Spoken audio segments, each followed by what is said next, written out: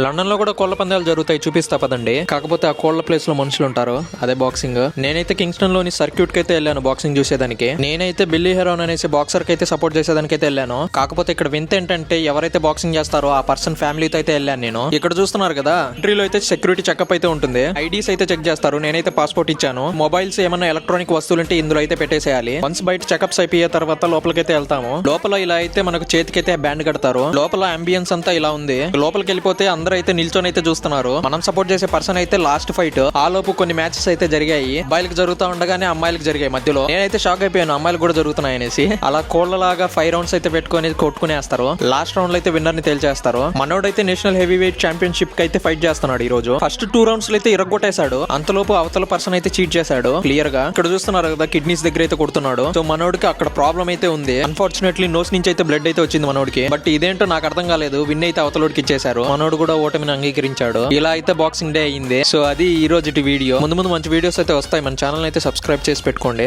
Bye.